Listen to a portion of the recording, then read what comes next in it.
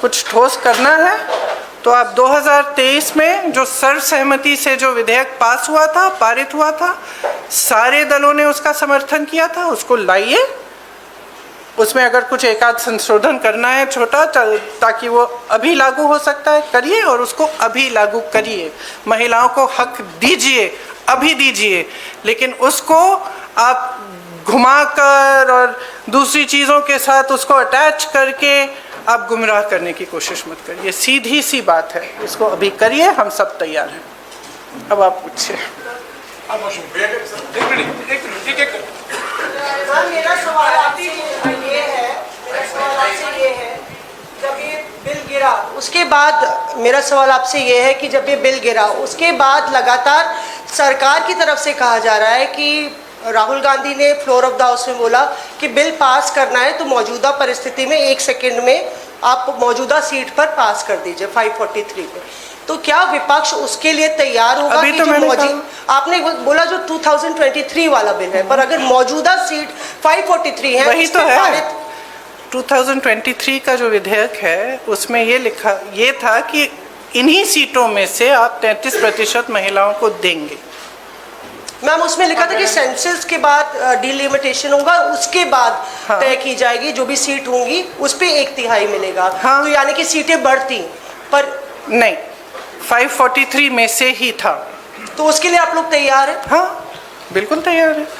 जी प्रियंका जी, दो दिनों तक हमने बहस देखी और अब क्रेडिट उधर से भी क्लेम किया जा रहा है, आप लोग भी दावा कर रहे हैं। नहीं, हम क्रेडिट का दावा नहीं कर रहे हैं। हम आपको इतिहास के बारे में बता रहे हैं।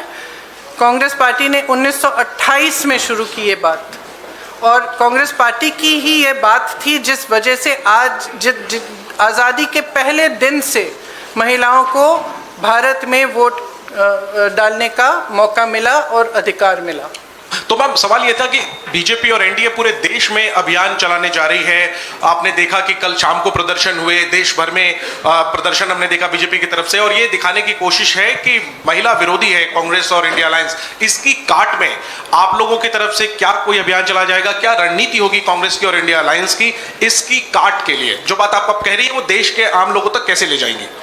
देखिए, जैसे मैंने कहा, देश की जनता जो है उसमें बहुत ही ज़्यादा विवेक है। अगर इनको अभियान करना है पूरे देश भर में, खुलकर करें।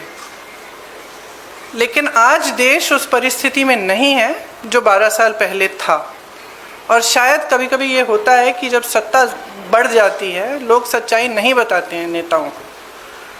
तो इस पूरे ये जो पूरा पिछले 2-3 दिनों में हुआ, इससे कुछ हद तक ये भी दिख रहा है कि ये समझ नहीं पा रहे हैं कि आज भारत बदल गया है।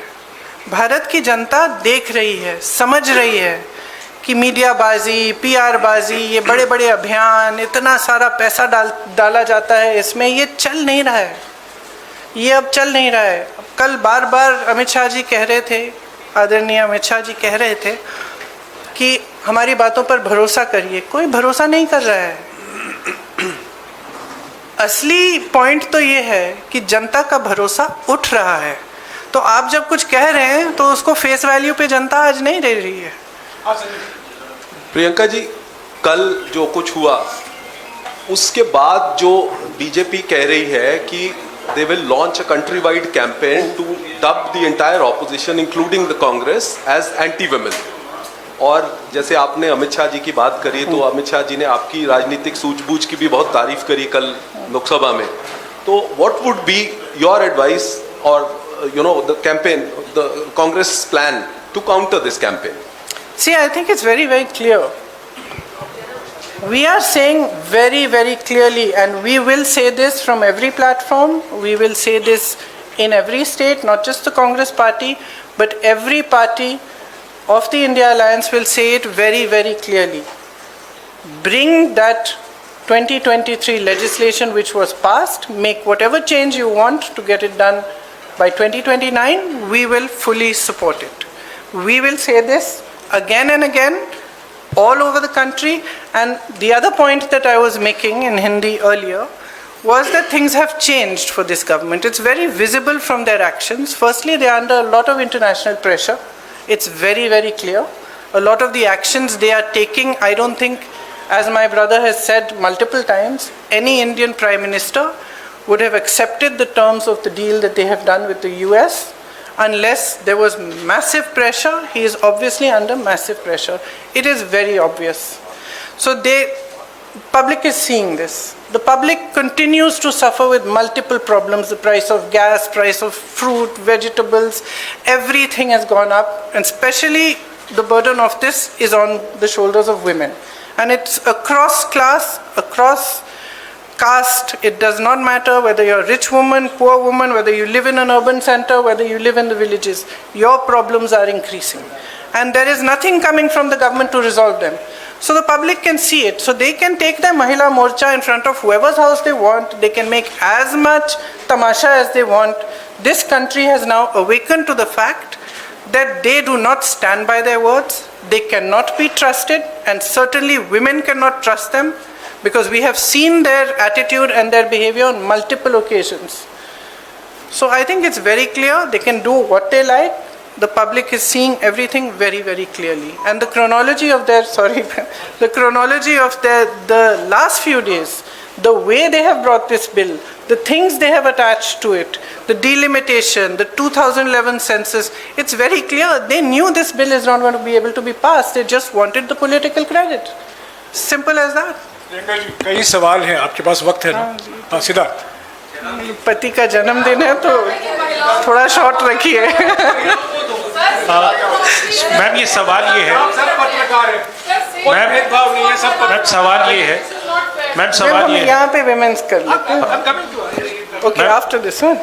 मैम सवाल ये है कि आप लोग कह रहे थे कि ये वुमेन रिजर्वेशन बिल सिर्फ एक ढाल है, पीछे से मंसूबा डिलिमिटेशन पास कराना है।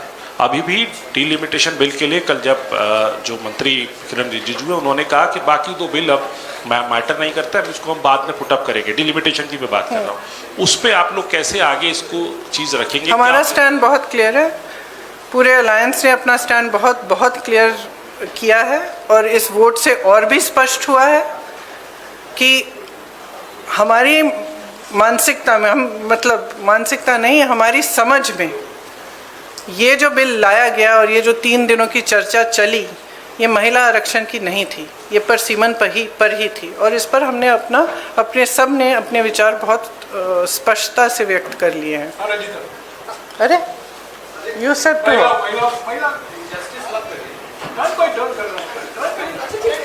लेटर। मैम सर महिला ही है इधर भी, वो भी और मैं भी। मैम आपने 543 सीटों की आपने कहा कि 543 मौजूदा सीटों पर सरकार दे दे, तो ओबीसी का उसमें प्रावधान नहीं है, एससी एसटी का तो है, तो क्या उसके लिए भी अगर आप नहीं, उसमें उचित प्रावधान बनाया जा सकता है, क्यों नहीं बनाया जा सकता? और दूसरा मैम सरकार के नैरेटिव को काउंटर करने के लिए, क्योंकि सरकार कह रही है कि हम सड़क पर जाएंगे, संसद से सड़क तक की लड़ाई लड़ेंगे, तो क्या कांग्रेस का भी कोई ऐसा थॉट प्रोसेस है कि हम भी सड़क पर जाएं, और अगर जाएंगे तो क्या कोई रूपरेखा? इन्होंने ये पूरा प्लान पहले से बनाया था, शायद ये भी इस प्लान का हिस्सा था। हम अभी कल हमने इनको डिफीट किया है पार्लियामेंट में, हम आज बैठ के हम भी सोचेंगे कि हमें क्या करना है और ज़रूर करेंगे कुछ। हाँ, प्रियंका जी, सरकार कह रही है कि आप महिला विरोधी हैं, आप कह रहे हैं कि 543 सीटों पर 543 सीटों पर 33%। मैंने तो लड़की हूँ, लड़ सकती हूँ, किया 40% महिलाओं को उत्तर प्रदेश में लड़ाया, वो अलग बात है कि एक ही जीती उसमें से, वो अलग बात है, लेकिन एक निजाम आपने सेट किया। लेकिन यही सवाल था मेरा कि लड़ाई अपनी जगह है, क्या देश की सबसे पुरानी पार्टी ये कानून लागू हो या ना हो, सबसे पहले ये कर सकती है, ये ऐलान कर सकती है कांग्रेस की आने वाले चुनाव में हम बिना कानून के आए हुए 33% आरक्षण महिलाओं को दे देंगे? देखिए, हमारी आशा ये है कि आने वाले चुनाव में वैसे भी 33% महिलाएं चुनाव लड़ेंगी, और हम कह रहे हैं बार बार, विधेयक लाइए, दोबारा से लाइए, हम उसको पास करेंगे, पारित करेंगे आपके साथ। Today the opposition is planning to write a letter to Prime Minister Narendra Modi for the implementation of this bill. But are you also going to mention about the OBC quota, because already for SC ST there is a provision which has been passed, and for Muslim reservation also it was being demanded by the Samajwadi Party. Are you also going to support that in this particular letter? Look, the OBC quota, I think almost every speaker from the opposition has referred to it. We are all saying that if there are women's reservations, just like there will be 1/3 reservations in the ST and the SC, there has to be a OBC reservation which is commensurate to the number. That's it. You're saying it again. Priyanka ji पूछ रहे हैं, कुछ पूछ रहे हैं। प्रियंका जी मेरा नाम एक मिनट, इन्होंने शुरू कर लिया था जी। प्रियंका जी मेरा नाम पूनम है और मैं अमर उजाला से हूँ। प्रियंका जी मेरा सवाल ये है कि परिसीमन 2026 तक फ्रीज था, अब वो परिसीमन खुला है। आपने कल कहा कि महिला संशोधन विधेयक इसलिए नहीं लाया गया कि परिसीमन मनमाना था, अब परिसीमन होना है, तो कांग्रेस की दृष्टि में वो परिसीमन किस प्रारूप में होना चाहिए और उसके लिए क्या कुछ कांग्रेस की मांग रहेगी? हमने बार बार कहा है कि परिसीमन से पहले जातीय जनगणना होनी चाहिए, उसके आधार पर होना चाहिए। देखिए, ये परिसीमन आयोग बनाना चाहते हैं जिसमें 3 जने अपने लगाएंगे, जैसे इन्होंने बाकी सारे आयोग बनाए हैं और सबको कैप्चर किया है। तो हम भरोसा कैसे करें? आपने देखा परिसीमन में इन्होंने असम में क्या किया है और JNK में क्या किया है। विपक्षी दलों के नेताओं की सीटों का विभाजन, अपनी मनमानी से काट-पीट। JNK में कुछ सीट ऐसी हैं जहां एक जगह एक हिस्सा इधर है, एक हिस्सा उधर है, सिर्फ अपनी सत्ता बनाए रखने के लिए। कौन भरोसा कर सकता है? जनता भरोसा नहीं कर रही है। आप कह रहे हैं कि हम भरोसा करें उनकी।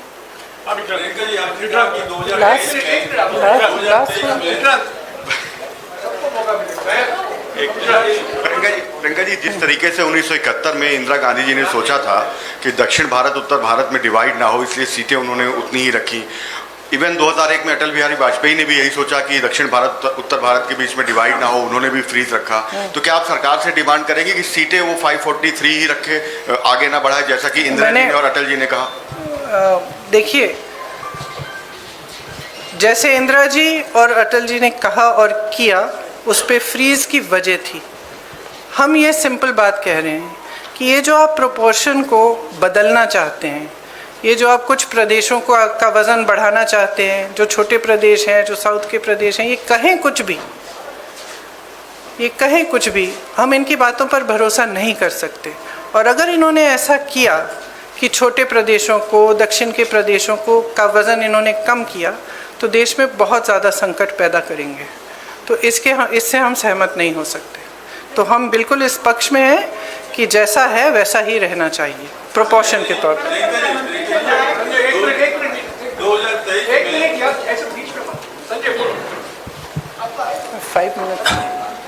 प्रियंका जी आपने कहा और विपक्ष लगातार कहता रहा है कि लोकतंत्र जो है वो खतरे में है। आपको नहीं लगता? मैं आपसे सवाल कर रहा हूं कि 2 साल पहले विपक्ष की एकता दिखी थी संसद में और 2 साल के बाद वो लगातार डवाडोल दिखी, इस बार फिर दिखी है। तो क्या आपको नहीं लगता है कि विपक्ष को भी अपनी एक जिम्मेदारी निभानी होगी कि ये जो डवाडोल रहती है उनकी स्थिति, एक मंच पे आते हैं एक वक्त में और फिर वो अपने अंतर विरोधों में जो है वो फंस जाते हैं। तो क्या ये अंतर विरोध से उभरने का ये डिफाइनिंग मोमेंट माना जाए? सबसे पहले तो मुझे लगता है कि इसको ऐसा माना जाना चाहिए। दूसरा, देखिए, विपक्ष जो है उसमें बहुत सारे दल हैं, कुछ प्रदेश हैं जिसमें हम एक दूसरे से के खिलाफ भी चुनाव लड़ते हैं, लेकिन अगर आपने देखा होगा जब ज़रूरत पड़ती है तो हमारी एकजुटता पे कोई उंगली नहीं उठा सकता। कल आपने देखा हमारी एकजुटता कितनी मजबूत है। तो मैं इससे सहमत नहीं हो सकती कि डवाडोल है हमारी एकता। Answered, but related to this only, that do you think for the elections in states or at the center, this unity will be seen in future, as you have just mentioned that this unity has only been able to defeat this government? I think there are certain factors which are coming together at this point in India's history. As I said, one is the international pressure on the government, which is very visible by the actions they are taking, which are not necessarily in the interest of the nation. In fact, many of them are not. There is more stress on people. Prices are rising. Other factors are coming into play. Prices are rising immensely. Difficulties are becoming greater. And I think that at this time, the opposition has shown its unity. It's not just the fact that we are united as an opposition, it is also the fact that there is a mood amongst people. They are fed up of lies, they are fed up of all this, I'm sorry to say, but they see through also, I'm sorry to say, but a lot of the sort of media propaganda. They see through that as well. They are looking more towards finding out the truth. And I think the opposition, in the actions that we took yesterday in Parliament, we have stood for the truth, we have stood for the Constitution, we have stood for the nation, and we have stood as one. I think that this is a moment that we should all recognize. We all saw the faces of the bigger leaders of the BJP in Parliament. It was very clear from their expressions that this was a shock to them and that they were defeated for perhaps the first time in these 12 years. I think we should all accept that from now on, we fight harder, we stand together, and hopefully we will be able to push through much more than we did before. Priyanka ji, आपने कहा कि 2023 का जो bill है, उस bill को अगर लाया जाए तो हम उसका समर्थन करेंगे, लेकिन उसमें महिलाओं का सीट कौन सा हो, इसका निर्धारण कैसे होगा? इसकी कोई सलाह है आपके पास? अब ये देखिए, जो निर्धारण करेंगे वही ये अपने आप ये प्रयास करेंगे। अब इसमें मैं सलाह क्या दूंगी उनको? पूछ लीजिए। एक मिनट यार, एक मिनट। मैम, अमित शाह कह रहे हैं कि हम पे भरोसा कीजिए। मोदी जी कह रहे हैं कि मैं ओबीसी और पिछड़े गरीब वर्ग से आता हूं, जब हकीकत है कि देश की आबादी आज भी एससी, एसटी, ओबीसी बहुत ज्यादा है। ये कह रहे हैं कि ब्लैक डे है। मैं कह रहा हूं, क्या उन महिलाओं के साथ ये धोखा नहीं था, जिन महिलाओं को एससी, एसटी, ओबीसी का रिजर्वेशन नहीं मिलता, क्यों कास्ट सेंसस से बच रहे हैं? वही तो मैं कह रही हूँ, पिछले आधे घंटे से धोखा ही था। Amit Shah has said, Okay, last. Amit Shah has said that there are 120 constituencies. 1 and 2. Amit Shah has said there are 120 constituencies that have population of over 25 lakhs. He in fact listed Malkangiri also, that has 48 lakhs people. You may have some reservations about demilitation, but do you not believe that it's the need of the hour? Actually, no. Actually, I don't. I believe that that's the way it's being sold. And delimitation of seats of 20, 30, 40 has been done before. But a complete overhaul of parliament, and that too in the hands of people who tend to have disregard for institutions, who tend to weaken every institution, including the election commission.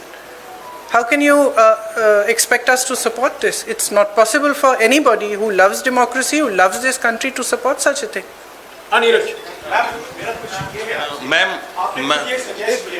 Neeraj के बाद No, he's asking. He's already started. Okay.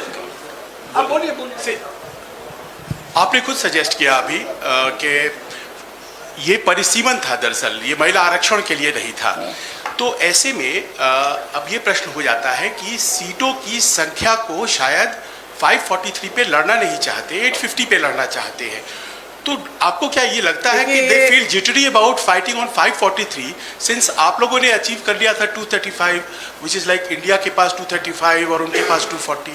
No, I don't think they're jittery about fighting 543. I think firstly the men are trying to reserve their own seats, right? So that their 5 out of 543, their seats don't go to women. Ma'am? Possible, yes. After all, we are living in a patriarchy. So firstly, there's that issue. Secondly, as I said, we cannot trust them with delimitation because their attempt that we have seen in Assam and in J&K has been it's been completely designed in a way that they should win, designed in a way that it benefits them. So how can we trust them with that? Ma'am Neeraj news 18 India से हूँ। कांग्रेस के आकलन में आप लोग को क्या लगता है कि नंबर सरकार के पास नहीं थे, क्योंकि 2/3 बहुमत जरूरी था सदन के अंदर, ऐसे में क्या वजह थी? सरकार का मुख्य मकसद क्या रहा होगा इस बिल को लाने का? मेरे ख्याल से मुख्य मकसद यही था कि हम कुछ ऐसा करें कि हमें महिलाओं के मसीहा बन जाए। अगर हम बिल पारित नहीं होता है तो हम घर घर जाके कहेंगे कि ये महिला विरोधी है और देखो हम तुम्हारे लिए कुछ करने की कोशिश कर रहे थे और इन्होंने करने नहीं दिया। अगर पारित हो जाएगा तो वैसे भी हम मसीहा बन जाएंगे। पता नहीं, यही मेरा महिला दिमाग कहता है। मैम इधर मैम मैं मोहित दुबे हूँ एबीपी न्यूज़ से। किधर हैं आप? अच्छा। मैम मेरा सवाल ये है कि आप लोगों ने कहा कि हम महिला आरक्षण के विरोध में नहीं हैं, परिसीमन के विरोध में हैं, लेकिन वही दूसरी ओर भारतीय जनता पार्टी और एनडीए के लोगों ने कहा कि नहीं, महिला विरोधी आप लोग हैं, महिला आरक्षण के विरोधी हैं। सवाल मेरा ये है कि आज आप लोगों ने बैठक की है, बैठक में आप लोगों ने क्या फैसला किया? क्या ये भी फैसला किया कि प्रधानमंत्री नरेंद्र मोदी से मिलकर आप लोग जो है मांग करेंगे कि 543 सीटों में से ही महिला आरक्षण लागू किया जाए?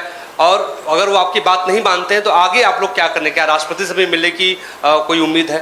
देखिए, आज की बैठक में ऐसा कुछ नहीं तय किया कि किससे मिलेंगे और किससे नहीं मिलेंगे। ये ज़रूर तय हुआ है कि हम सब सहमत हैं कि अगर वो 2023 वाला जो विधेयक है उसको फिर से लाएं, उसको वो पारित हो चुका है, अगर उसको फिर से लाएं, कुछ छोटे मोटे संशोधन कराना चाहते हैं ताकि वो 29 तक वो लागू हो जाए, तो हम पूरी तरह से उनके साथ हैं। ये हम सब कहेंगे, सब एकजुट होकर कहेंगे और हर प्लेटफॉर्म से कहेंगे। धन्यवाद।